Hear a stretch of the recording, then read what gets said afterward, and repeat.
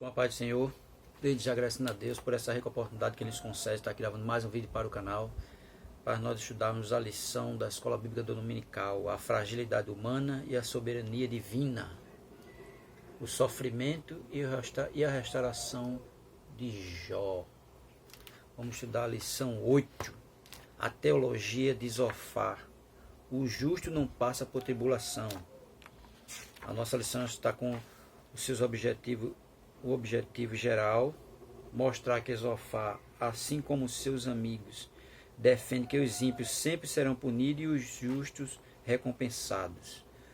Destacar os objetivos específicos. Primeiro, destacar no entendimento de Zofar que o sofrimento de Jó fazia parte de um sábio julgamento divino. O segundo, explicar que a conversão defendida por Zofar era de natureza legalista. Esclarecer que a teologia de Zofar limita a soberania Deus na sua capacitação, a soberania Deus na sua capacitação de julgar. A nossa leitura bíblica em classe, Jó capítulo 11, versículo do 1 a 10 e Jó capítulo 20, do versículo do 1 a 10, que diz assim: desde já agradecendo a você que está inscrito no canal, você que tem visualizado nossos vídeos, vamos dizer você mesmo muito obrigado, continue curtindo, comentando, que ajuda muito a fortalecer o nosso canal. Vamos fazer leitura bíblica em classe. Jó capítulo 11, versículo 1 a 10, que diz assim: Então respondeu Zofar, o Naamanita, e disse: Porventura não se dará resposta à multidão de palavras? E o homem falador será justificado? Uma pergunta que ele fez, né? As tuas mentiras se hão de calar os homens? E zombarás tu sem que ninguém te envergonhe? Pois tu disseste, a minha doutrina é pura, limpo soa teus olhos, mas na verdade provera Deus que ele falasse e abrisse os seus lábios contra ti, e te fizesse saber os segredos da sabedoria, que é múltiples em eficácia, pelo que sabe que Deus exige de ti menos do que merece a tua iniquidade. Porventura alcançarás os caminhos de Deus ou chegarás à perfeição do Todo-Poderoso? Como as alturas dos céus é a sua sabedoria, que poderás tu fazer? Mais profunda é ela do que o inferno, que poderás tu saber. Mais comprida é a sua medida do que a terra, e mais larga do que o mar. Se ele destruir, encerrar ou juntar, quem o impedirá? Agora Jó capítulo 20, do versículo 1 a 10. Então respondeu Zofar o Naamanita e disse: Visto que os meus pensamentos me fazem responder, eu me apresso. Eu ouvi a repreensão que me envergonha, mas o espírito do meu entendimento responderá por mim. Porventura não sabes tu que desde a antiguidade, desde que o homem foi posto sobre a terra, o júbilo dos ímpios é breve, e a alegria dos hipócritas apenas de um momento? Ainda que a sua altura suba até o céu e a sua cabeça chegue até as nuvens, como o seu próprio esterco perecerá para sempre. E os que o viam dirão: onde está? Como um sonho voa e não será achado, e será afugentado como uma visão da noite. O alho que o viu jamais ouvirá, nem olhará, mas será ele o seu julgar. Os seus filhos procurarão agradar aos pobres, e as suas mãos restaurarão sua fazenda. O texto áureo diz assim: E terás confiança, porque haverá esperança, olharás em volta e repousarás seguro. Jó 11, verso 18. A verdade prática, segundo as Escrituras, até mesmo o justo passa por tribulação. A lição 8 de Jó, a teologia de Zofar. O justo não passa por tribulação. O nosso primeiro ponto, na introdução, ele diz assim: Nesta lição veremos o discurso de Zofar, o último amigo de Jó a falar na série de debates, Jó 11, capítulo 11 e o capítulo 20. Ele insistirá na tese de que o justo não passa por tribulação, à semelhança do que pensavam seus amigos Elifaz e Bilbalde. Todavia, Zofar é mais duro e impiedoso na acusação contra Jó, ao contrário de seus amigos. Ele faz dois discursos suficientes para derramar seu ressentimento contra o patriarca. Ele o acusa de se levantar contra a sabedoria divina e aconselha Jó a voltar-se para Deus. Veja que O pensamento deles, o justo não passa por tribulação. Mas a gente sabe que não é assim. O justo passa por tribulação. A Bíblia deixa bem claro que o que acontece com o ímpio acontece com o justo. Então, esse pensamento deles era totalmente errôneo, que já era um pensamento que já vinha desde a antiguidade, né? Para alguns estudiosos da antiguidade, o justo não passaria por tribulação. Mas a lição de Jó deixa bem claro que o justo também passa por um momento difícil, mesmo ele sendo justo. E da mesma forma que o ímpio perece, o justo também. E no ponto central da lição ela vai dizer: o justo passa por tribulação, né? Porque todos nós estamos sujeitos a isso. E o nosso primeiro ponto vai dizer assim: Deus se mostra sábio quando aflige o pecador. Primeiro subponto: Deus grande e sábio. Zofar defende que o sofrimento de Jó fazia parte de um sábio julgamento divino, pois para ele Deus demonstra grande sabedoria em reprimir os maus. Observe, né? Ele já deixa aí bem claro no seu primeiro ponto que para ele defende que o sofrimento de Jó fazia parte de um julgamento divino, né? Para ele. A gente sabe que não era um julgamento divino, né? Ali era Deus mostrando ao inimigo das nossas almas que Jó não era fiel só porque tinha bens, só porque era bem de vida. E mais na frente a gente vai ver sobre isso aí. Por outro lado, os bons jamais passam por tribulação. Veja o que ele diz, o pensamento dele. Que os bons não passam por tribulação, né? Para Zofar, se alguém deve algo, tem de pagar, com dureza. O terceiro amigo de Jó não mostra a mínima compaixão pelo sofrimento do patriarca de Uz ao acusá-lo de que se comporta como um animal irracional, um jumento que não tem entendimento. Jó 11, verso 12. Veja que ele não tem nem compaixão do sofrimento que o companheiro está passando, mas ele só pensa em acusar que ele está passando por aquilo por conta de pecado ou por conta de alguma coisa errada que ele fez. Ao não perceber a sabedoria divina na condução das coisas, para Zofar, Jó valeu-se na sua defesa de palavras exageradas. Jó 11, verso 12. Desrespeitosa, Jó 11, verso 13. Cheia de justiça própria, Jó 11, verso 14. E ignorantes sobre as coisas de Deus, Jó capítulo 11, versículo 5 e 6. Veja que para ele, as palavras de Jó só passavam de que ninguém desrespeito, cheia de justiça própria, ignorância, né? Para ele, as palavras de Jó foram dessa forma. Mas a gente sabe que Jó estava se defendendo de uma coisa que ele não estava entendendo nada, nem os próprios amigos sabiam de nada, né? Ali era entre Deus e Satanás. Mas para eles, Jó estava em pecado. O nosso segundo subponto ele vai dizer: Deus não é indiferente à ação do ímpio. O terceiro amigo de Jó acreditava que ele havia se autodeclarado puro e sem culpa. Jó 11, verso 4, e Jó 9, 21 e Jó 10, verso 7. Cria também que Deus não é indiferente à ação do ímpio, como Jó parecia ter sugerido. Assim, para Zofar, se Deus debatesse com Jó como era desejo deste, então não haveria dúvida de que ele ficaria contra o patriarca e não a seu favor. Nesse embate, Deus revelaria a Jó os segredos de sua sabedoria, e o homem de Uz veria que ele estava sendo sábio em tratá-lo como merecia. Logo, Jó seria condenado. Veja que o pensamento dele, que se Jó tivesse um encontro com Deus para debater a respeito daquilo que tudo que estava acontecendo na vida de Jó, né?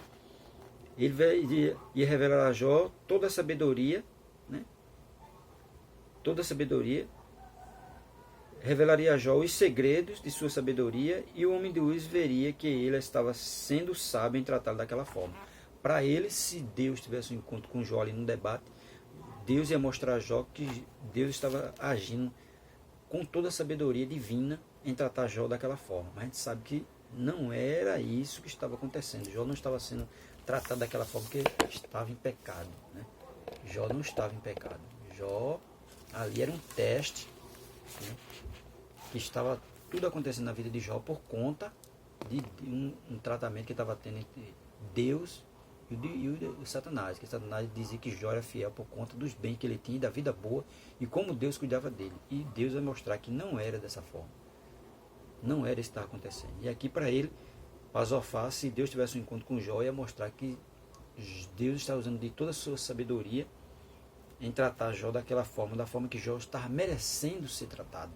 A gente sabe que não tem nada a ver isso aí o entendimento dele, um entendimento totalmente errôneo, que já vinha sendo ensinado há muito tempo, que as pessoas que tinham deficiência física, que tinham enfermidade, que passavam por grandes tribulações, era porque estava todo mundo em pecado, mas não é assim. Muitas vezes não é assim, né? E não é por conta de pecado que o camarada está sofrendo. Às vezes é o trabalho de Deus na vida dele, às vezes é um propósito, às vezes ali é para alcançar alguém. Tudo na vida do ser humano tem um propósito, da mesma forma foi na vida de Jó. E o terceiro subponto vai dizer, tolo se passando por sábio. Jó reage com ironia à sabedoria defendida anteriormente por seus amigos. Vós, Jó capítulo 12, verso 2. E agora por Zofar. Este, juntamente com seus amigos, havia se levantado como legítimo representante do verdadeiro saber. Eles se achavam sábios, os amigos dele. Zofar, pois, pretende representar o próprio Deus em seu discurso. Jó no capítulo 13. Todavia, Jó está convencido de que isso não passava de charlatanismo. Vós, porém, sois inventores de mentira e vós todos mendigos que não valem nada. Jó capítulo 13, verso 4. Veja aqui a maneira que Jó se defendeu, que eles são inventores de mentira e vós todos médicos que não valem nada. Né? Eles se achavam sábios e para eles o que eles estavam falando é pura verdade, mas não era. Jó capítulo 3, verso 4. Ele, portanto, está resoluto em deixar os amigos e ir à procura de Deus. Mas eu falarei ao Todo-Poderoso e quero defender-me perante Deus. Jó capítulo 13, verso 3. O patriarca estava certo de que havia uma sabedoria do alto, que os seus amigos desconheciam por completo, e quando revelada ficaria ao seu lado. Capítulo 28 de Jó. No lugar dos julgamentos dos homens, há uma sabedoria do alto que sonda os corações dos que são chamados pelo nome do Senhor, pois este não vê como os homens vê. 1 Samuel 16 e 7. Isso é bem verdade. Os amigos dele não estavam vendo nem entendendo nada, mas Deus estava vendo tudo, especialmente o que estava se passando no coração do patriarca Jó. Por isso que ele diz, né, que há uma sabedoria do alto, né? No lugar dos julgamentos dos homens, há uma sabedoria do alto, que sonda os corações dos que são chamados pelo seu nome. Tá vendo? Há uma sabedoria do alto, que sonda os corações e chama os homens pelo seu nome. Né? E ele estava com esse já entendimento. Né? Jó, mesmo sendo acusado, mesmo sendo dito tantas coisas sobre ele, mas ele estava com entendimento que Deus ia ouvi-lo e ia agir de sabedoria, né? Porque há uma sabedoria do alto que sonda os corações. E ele sabe que Deus é quem sonda os corações dos homens e chama pelo nome do homem. Ele já estava com esse entendimento na mente. No segundo ponto, ele vai dizer a conversão como resposta à aflição. Purificação moral, no primeiro subponto. Nos versos 13 a 20 do capítulo 11, Zofar conclui seu discurso sobre a situação de Jó. Ele não tem dúvida de que o patriarca está em pecado. E por isso, a única forma de ele se restabelecer é por meio de uma purificação moral. Zofar, portanto, conclama Jó ao arrependimento e conversão. E ele enumera 3 passos para que isso aconteça. Conduta correta, no verso 13. Oração, ainda no verso 13. E renúncia ao pecado, no capítulo 11, verso 14. Então, segundo Zofar, se Jó cumprisse essas condições, reconhecendo que estava em pecado, Deus o restauraria de sua miséria. Veja que ele queria que Jó reconhecesse que estava em pecado, para que Deus restaurasse Jó. Mas Jó não estava em pecado. Como é que ele vai reconhecer uma coisa que ele não havia acontecido? Né? Veja como estava o entendimento dos 3 amigos de Jó naquele momento. Entretanto, a ideia de arrependimento de Zofar é mais de natureza externa do que interna. O que esta em vista é uma teologia de moralismo salvífico em vez da graça divina. Nesse aspecto, o arrependimento não passava de um mero ritual. Na teologia de Zofar, a simples prática desses ritos traziam consigo o poder de conferir o favor divino. Na verdade, isso era o que se conhece hoje como legalismo religioso. Para ele, os rituais é o que estava valendo, né? O arrependimento não passava de um mero ritual. Né? E ele queria que esse ritual fosse feito por parte de Jó. Né? Oração, conduta correta, oração e renúncia de pecado. Para ele, esse ritual tinha que ser feito. Mas isso aí mostra que o ritual só passava do quê? De um legalismo religioso. Só um ritual, não havia nada a ver com o que Jó estava passando. Observe como era o entendimento desses pessoa naquele momento, naquele âmbito da vida, né?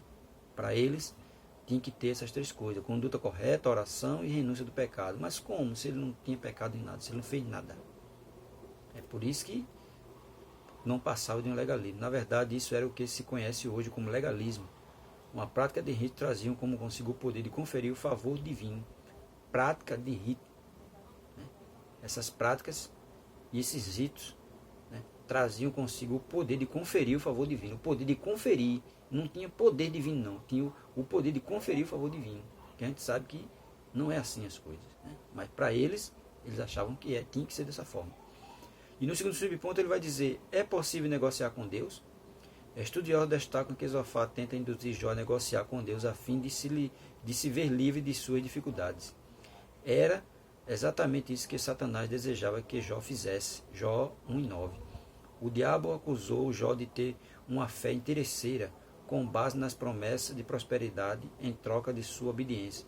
Se Jó tivesse seguido o conselho de Zofá, teria feito exatamente o que o inimigo queria. Né? Veja que ele queria, né, que ele tivesse uma fé interesseira, buscando o alvo só prosperidade e não salvação de alma e de espírito. Né? Se Jó tivesse feito isso, porque era exatamente isso que ele queria, que Jó fizesse isso, uma fé interesseira. Mas a fé de Jó não era interesseira. Era uma fé, né, mesmo sem interesse de bem material. Ele era abençoado não porque ele tinha interesse, porque Deus podia dar aquilo. Não, ele tinha uma fé porque ele acreditava em Deus. E é isso que nós devemos ter, uma fé altruísta, que acredita em Deus. Não no que ele pode nos dar, né, porque ele já nos deu, mas porque nós acreditamos que ele é um Deus todo-poderoso. E é isso que Jó tinha que fazer. Se ele fosse por outro lado, era isso que Satanás queria, que ele tivesse uma fé interesseira. Né? Mas ele não tinha. A fé dele era uma fé que acreditava em Deus acima de tudo, mesmo por tudo que estava passando. Aquele momento, tem um momento que ele vai dizer que Deus deu, Deus tomou. Glorificado seja o Senhor. Né? Que ele vai dizer, tem um momento que ele vai dizer isso, porque ele acreditava em Deus. No terceiro subponto ele vai dizer: a angústia de Jó. Diante das insistentes acusações dos amigos e do silêncio de Deus, Jó dá sinais de desânimo, no capítulo 12 até o 13. Ele manifesta de vez toda a sua condição humana. O justo sofre. Se Jó seguisse o conselho de Zofá, estaria assinando um termo de confissão, assumindo algo que não havia feito. Ele sabia de sua integridade e por isso não se sujeita a esse capricho do amigo. Tá vendo? Se ele tivesse aceitado os conselhos do amigo, ele ia estar assumindo uma coisa que ele não fez, que ele não pecou. Ele era justo, temente a Deus e se desviava do mal. Isso o lança num dilema angustiante no capítulo 14. Ele demonstra que sua esperança está desvanecendo, comparando-se a uma flor que é cortada, uma sombra que desaparece e um empregado que trabalha, mas que logo é dispensado. Qual o sentido da vida nessa circunstância? Haveria esperança? Jó parece estar desiludido, até mesmo uma árvore, quando tem seu tronco cortado, volta a ter brotos novamente. Mas isso não acontecia com o homem. Esse aspecto, o homem se assemelhava mais à água que evapora ou que se infiltra na terra. Diante desse quadro, Jó se pergunta: morrendo o homem, porventura tornará a viver? Jó, capítulo 14, verso 14. Era a pergunta de um homem crente e piedoso, porém angustiado, que não tem medo de expressar sua verdadeira condição humana. Observe que aqui no ponto 3 ele vai abrir o coração e mostrar todo o seu já descontentamento, a sua esperança já está desvanecendo, ele já está fraco, já está sem esperança nenhuma, e por isso que ele fala essas coisas. Morrendo o homem, porventura tornará a viver? Né? Porque a condição dele era uma condição difícil. Era uma pergunta de um homem crente e piedoso, porém angustiado, que não tem medo de expressar sua verdadeira condição humana. Por tudo que ele estava passando, ele já estava achando que não tinha mais nenhuma esperança para ele. Muitas vezes nós estamos passando por situação e olha e não vê nenhuma saída. E se desespera, né? Mas aquele que confia em Deus sabe que Deus há de fazer algo, né, para restaurar, para fortalecer, para engrandecer. Tudo está na mão de Deus. Às vezes alguém está no leito do hospital, para os médicos não tem mais jeito. Mas Jesus vai lá e dá jeito. E na condição de Jó, para ele já estava perdendo todas as esperanças, né? Devido à sua condição de homem rico, bem-sucedido, com saúde, e agora não tinha mais nada, tinha perdido tudo, estava ali numa condição desesperadora, por isso que ele já estava desanimando. Mas aquele que confia em Deus sabe que a qualquer momento Deus pode tomar uma providência. E o nosso terceiro ponto, ele vai dizer aí: Deus julga e castiga os pecadores. Primeiro subponto, o castigo dos maus. O capítulo 20 contém o segundo discurso de Zofar. Nele, Zofar lembra a Jó que a aparente prosperidade dos ímpios não passa de ilusão e dura apenas um instante. Isso é verdade. Na verdade, ele repete o que os seus outros amigos já muito haviam dizendo. Jó, capítulo 20, verso 5. O versículo 12 a 14 desse mesmo capítulo são usados por Zofar para comparar o deleite do ímpio a uma comida envenenada. Ela pode saciar, mas proporcionará uma digestão trágica. Jó, capítulo 20, verso 14. Dessa forma, tudo que o ímpio adquiriu de forma desonesta e pecaminosa terá que devolver e restituir. Jó, capítulo 20, verso 18. Esse ímpio terá como adversário o próprio Deus, que o julgará e punirá. Jó, capítulo 20, versículo 27 ao 29. A gente sabe que tudo que o ímpio consegue na sua ímpio, né, maneira que ele conseguiu, ele vai prestar conta. Pode até não ser aqui agora, mas lá na frente, na presença de Deus, ele vai ter que prestar conta de tudo. E tudo não passa, né, só de momentos, só por um instante. Que muitas vezes o camarada consegue muito dinheiro aqui, daqui a pouco perde tudo e fica sem nada. Então é só a alegria dele é só uma alegria de breve momento. No segundo subponto vai falar Jó diante de um paradoxo. O capítulo 21 traz a resposta de Jó ao argumento de Zofar para o patriarca. A tese de Zofar de que os ímpios são sempre punidos era contraditada pela experiência. Os ímpios poderiam sim ser punidos, mas isso nem sempre parecia acontecer conforme descrito. Por que razão vivem os ímpios, envelhecem e ainda se esforçam em poder? Jó capítulo 21, versículo 7. Jó havia contestado que os ímpios pareciam gozar de longevidade e prosperidade. Jó 21 e 8. Além de terem vida longa, eles passavam seus dias em total regalia e morriam em total felicidade, como podemos constatar neste versículo. Passam eles os seus dias em prosperidade e em paz, descem à sepultura. Jó 21 e 13, ao meio da revista atualizada. Veja que a resposta que Jó deu, que os ímpios vivem bem, né? Passam eles os seus dias em prosperidade e em paz, descem à sepultura. Mas será que eles estão em paz mesmo? Aí vem o camarada tá ali, muito dinheiro, muita felicidade, mas aquela felicidade muitas vezes não é traduzida em salvação. Né? Por que razão vivem os ímpios, envelhecem e ainda se esforçam em poder?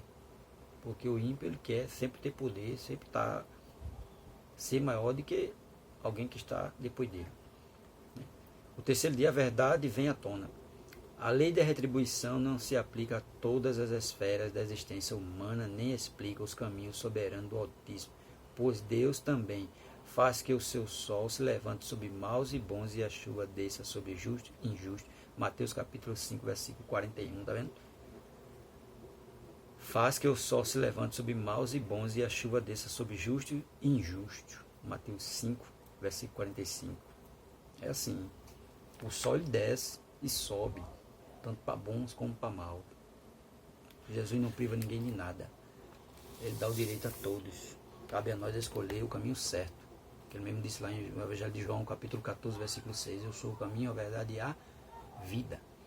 Na conclusão ele diz assim: vimos como Jó continua sua defesa contra o julgamento de seus amigos que insistem em acusá-lo de pecado. Ele estava convencido de que é inocente e que não cometeu nada que justifique tamanho sofrimento. Os amigos de Jó, por desconhecer as razões de seu sofrimento, o acusam de forma impiedosa e patriarca.